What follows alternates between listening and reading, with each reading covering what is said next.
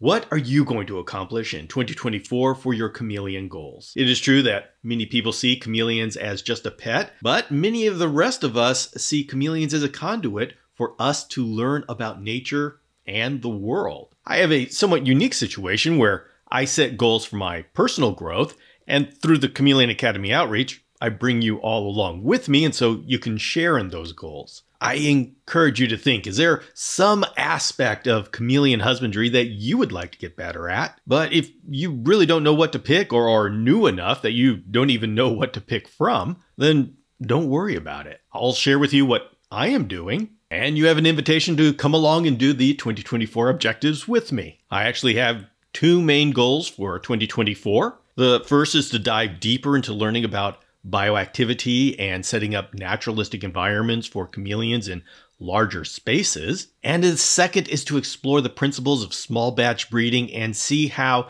if we embrace those, we can increase the quality of life for both our chameleons and ourselves. First, let's talk about bioactivity. Bioactive refers to life in the system. Usually it means having a cleanup crew in the soil like isopods or springtails. But that really isn't the reason why it's important for us to move into it. What is important is the naturalistic environment that we create around our chameleon, and us putting the mental enrichment of our chameleon as a top priority right up there, along with temperature, humidity, nutrition, and the rest of the husbandry parameters. And even though I'm talking about the naturalistic enrichment, we use the word bioactive because that's really what the community understands. Now, having bioactive to the strictest sense of the word can be enriching. I mean, I have a panther chameleon that figured out that there were dairy cow isopods in the substrate, and I caught him literally on the ground searching through the leaf litter trying to get at my dairy cows. So, in that case, it being bioactive was actually enriching. I mean, you could see his mind working, and that's what we're looking for. But mostly, life in the soil is part of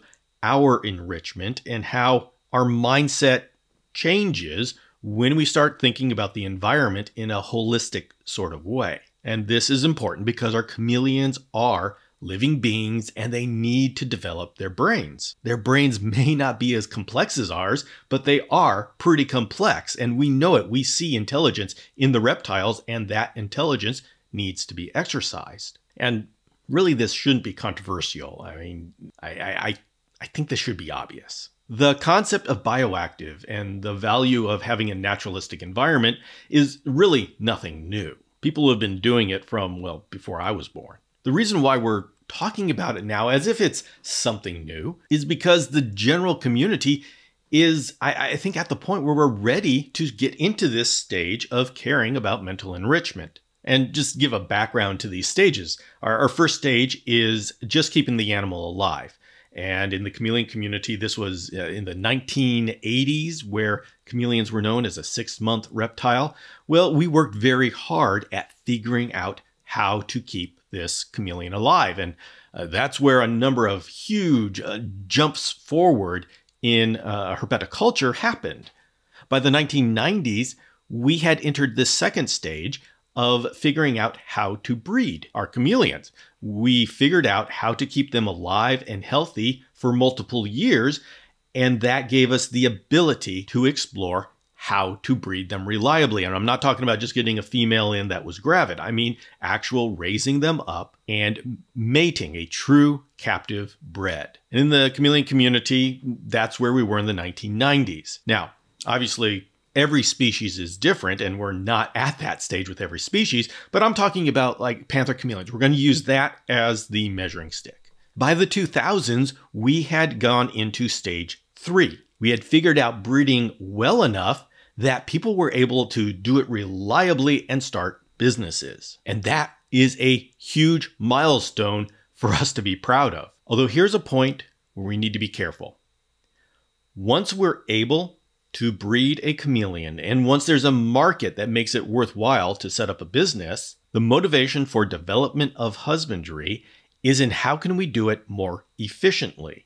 How can we have more chameleons in a smaller amount of space? How can we have more chameleons within the amount of time that we have to take care of these chameleons. And so you can see where the motivation for pushing our husbandry forward kind of flatlines. And it goes into figuring out a minimalistic husbandry. This is the mindset of what all can we take away from the environment, all these complications, what can we take away from the environment and still have a chameleon grow up healthy and able to reproduce. And so many people got very good at minimalistic husbandry. And here is where the fork in the road came, because that's very different than figuring out how can we enrich our chameleon's life? What can we add to our environment to more closely replicate what they find in nature, the good things that they find in nature? What in nature can we bring into captivity? What's good and healthy? And what do they just tolerate and survive? We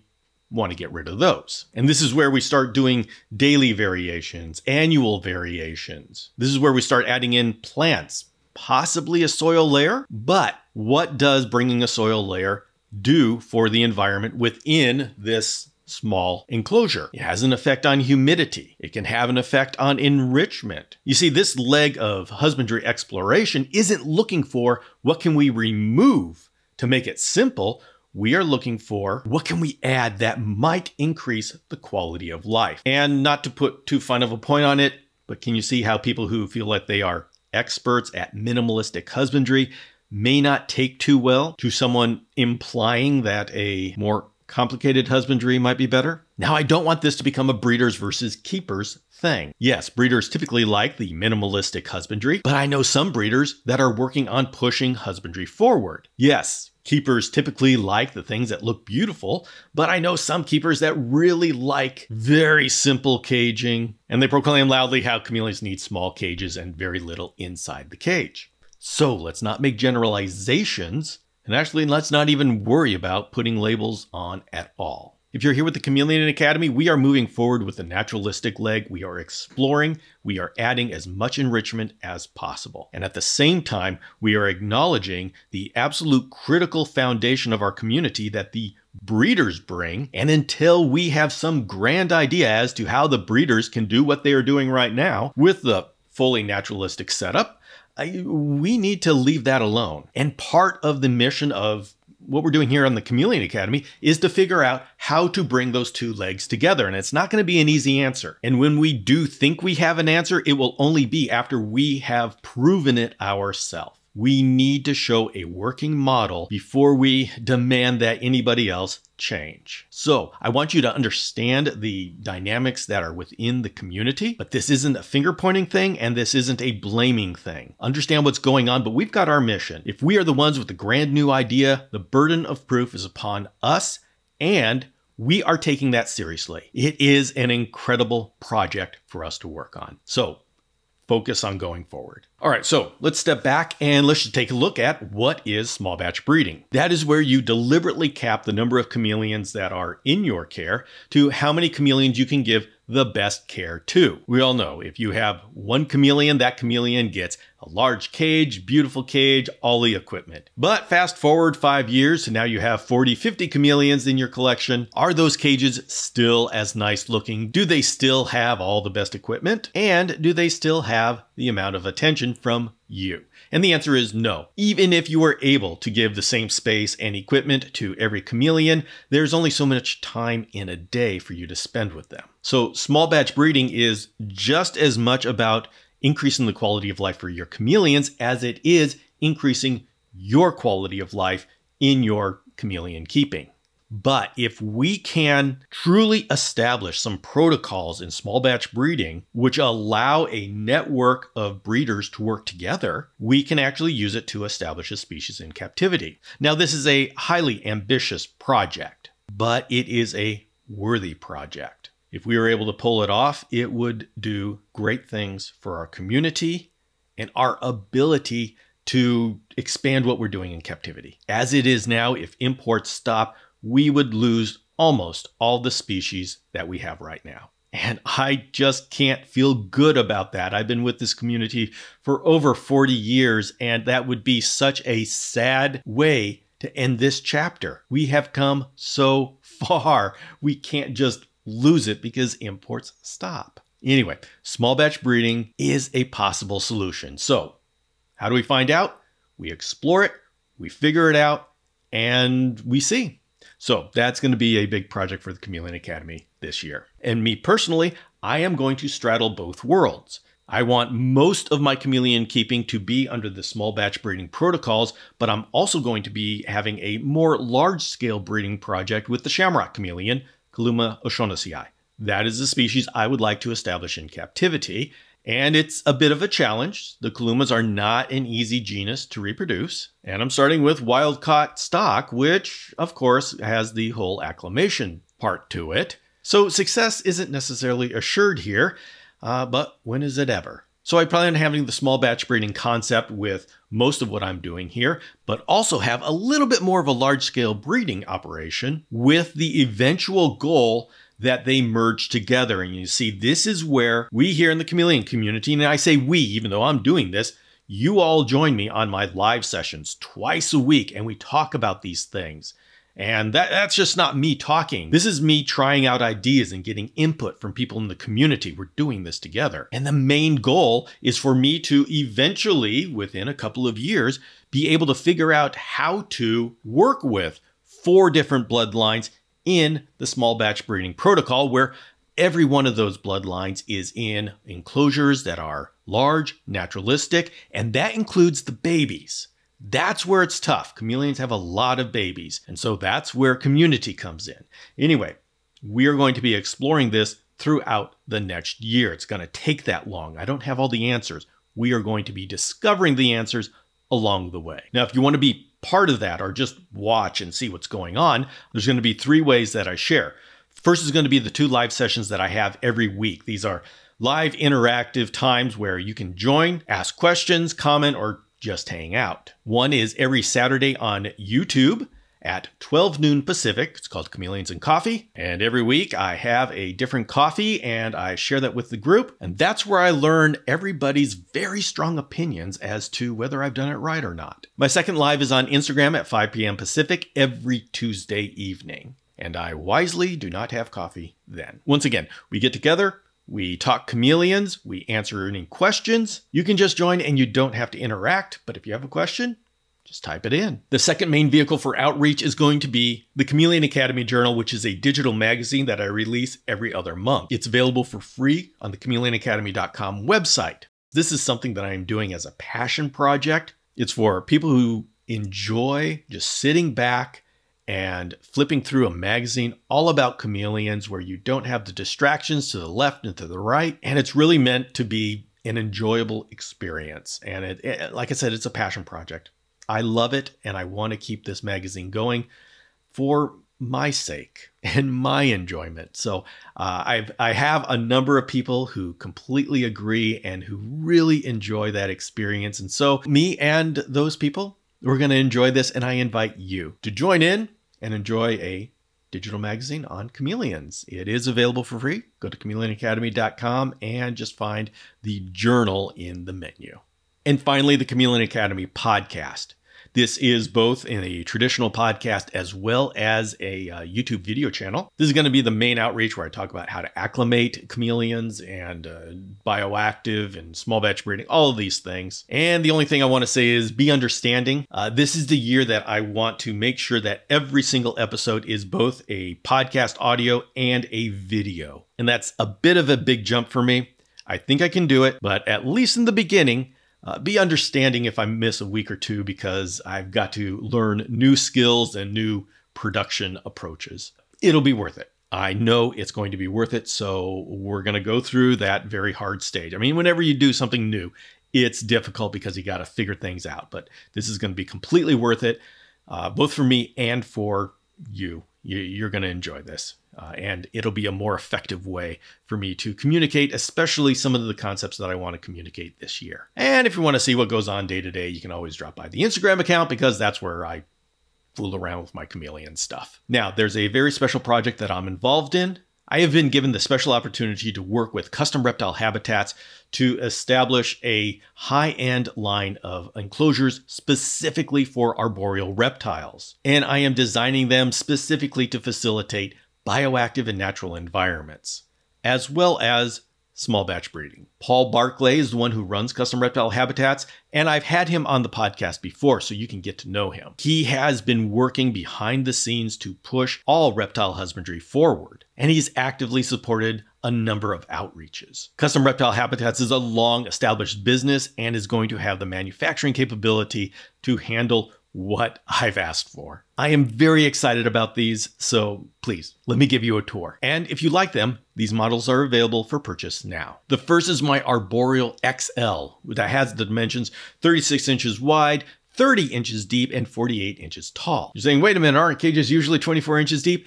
Yes, they are. But the challenge with that is, with us chameleon keepers, is that we like to create a foliage layer in the middle, and that effectively blocks the light from getting down to the bottom. And so if I want to do bioactive and naturalistic and I have a soil layer, I need to get light down there. So by going to 30 inches deep, I'm able to put LED light bars both into the back and the front, and that way light gets down to the bottom and I still get my foliage layer in the middle, which is what I want for my chameleons. And as a very fun thing, I put a forest floor viewing window to where you can see the forest floor at that level. And so if you've got invertebrates, leaf layer, delicate plants, or even frogs, you're going to be able to see them at their level. This one is called the Arboreal XL, and it's the one I designed specifically for me to enjoy bioactive environments. The other one that's available is the Arboreal L. And this one is 36 inches wide, 24 inches deep, and 48 inches tall. This one does not have a forest floor viewing window because I wanted extra depth for roots to be able to go deep. So many of our cages, when we go bioactive and naturalistic, they have such a small area for their roots. I wanted to switch that up, and so the L model does that. This is the model I developed so I could really explore creating a naturalistic enclosure. Although I will have bioactive and I will have isopods down at the bottom, I'm really looking to be able to put some plants in there that are substantial enough that they grow up and create that canopy that I usually use potted plants for. So you're going to be seeing a lot of exploration in that area. And if you've never seen pothos when it's actually rooted in the ground, you are in for a surprise. It's a completely different animal. Since these enclosures are for arboreal reptiles, they all come with branch anchors on the sides and the back, and they have cabinet stands and even a shelf system to make it really fit in to your home. Each enclosure comes standard with just black walls, but they have an optional backdrop available, and I really like that option. Of course, these are just the beginnings of the entire arboreal line that I'm going to be doing with Custom Reptile Habitats, and each one has a specific function. These are available through customreptilehabitats.com, but please do me the favor and use the link that's in the description below. This is an affiliate relationship, and so the Chameleon Academy outreach is supported every time someone buys a Chameleon Academy branded arboreal enclosure from Custom Reptile Habitats, and coming in using the link is the way that their system says, okay, this is a Chameleon Academy sale. So if you could, please use the link below or go to chameleonacademy.com and use the link that you find on my website, and that makes sure that I am credited. Of course, you can use any cage or enclosure to follow along with what we're doing this year, but these are going to be the ones that I'm demonstrating on. So in conclusion, this is going to be the year that I talk about bioactive, naturalistic, and large enclosures and small batch breeding. A constant theme through all of that is going to be enrichment for our chameleons. And the reason why this is going to be kind of a difficult thing to get into is because there really isn't a way to measure enrichment for a chameleon. When a chameleon is happy, they just don't move much. And so how do you measure that? And so we are going to have to get creative as we explore this new stage of our herpetoculture growth. I don't have all the answers. I'm working hard on the answers. We'll be discussing this, and I will definitely be taking input from you and the people who come on to my live shows. This is something that we as a community need to work together and figure out. The benefit is that we're going to come out of this with a much better husbandry for our chameleons. It's a holistic type approach that cares about their physical as well as their mental health. And this is one reason why I think 2024 is going to be a year of substantial growth, at least the beginning of a substantial growth, because we're at a point where we're now treating chameleons as intelligent beings. And we are learning what we can do to help them live their best lives.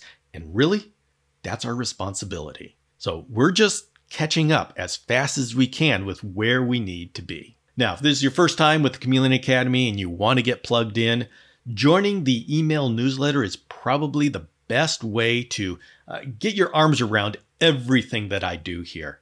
The Chameleon Academy outreach is a diverse outreach on numerous platforms, and so the newsletter will be the easiest way to figure out where all of it is. To sign up to the newsletter, just go to chameleonacademy.com and you'll be able to sign up there. If you're watching this on YouTube, just go into the description section and I'll have a link there. Also on the website and in the YouTube description will be the link to go check out the Custom Reptile Habitats line of Chameleon Academy Arboreal enclosures. Once again, please use that link because that's how I get credited.